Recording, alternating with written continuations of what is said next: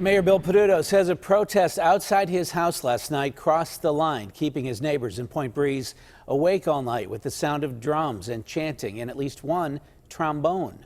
This morning, police broke up the remaining demonstrators. Are these protests going too far? Andy Sheehan is live now with a look at that. Andy.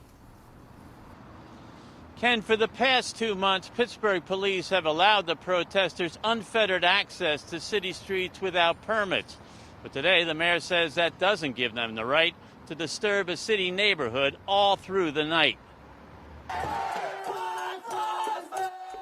Through the night, they beat on drums, blew on horns, and chanted outside the mayor's townhouse in Point Breeze. We received numerous 911 calls last night for neighbors being harassed, loud noise complaints, disruptive behavior. In the morning, police moved in and asked the remaining remnant of protesters to leave, and they did without resistance. It's an unpermitted protest, and we do facilitate their First Amendment rights to a point until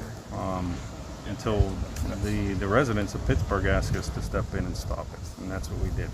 Like virtually all the Black Lives Matter protests of the past 2.5 months, police yesterday allowed protesters unfettered access to city streets without a permit to do so. But under guidelines negotiated with Vic Walsack of the American Civil Liberties Union, police have the right to clear streets and intersections and may cite or arrest people who refuse. The focus of last night's protest was the arrest of Matthew Cartier, who was arrested by plainclothes police Saturday and taken away in this white van.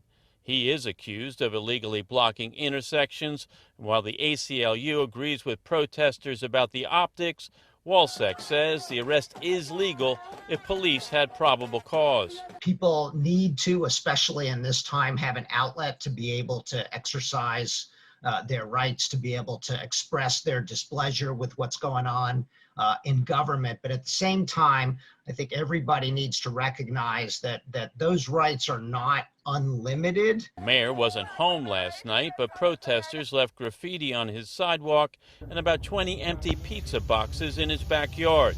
Some sleep-deprived neighbors seem to take it in stride. I don't mind the mission being in my neighborhood. I would have preferred that the mayor come home and sit and listen to what they had to say. Now, the mayor says he defends free speech, but in a statement says, quote, "What I cannot defend is any neighborhood in our city and their residents and families being disturbed through the night and morning, and a peaceful protest devolving into unacceptable conduct in which residents are being harassed and threatened. This crosses a line that cannot be allowed to continue, causing those committing crimes against residents to face possible legal consequences for their actions." Now, coming up at 6 o'clock, I'll take a look at the mayor himself, who's taking criticism not only from the protesters, but from the police themselves. That's tonight coming up at 6. Reporting live at City Hall, Andy Sheehan, KDKA News.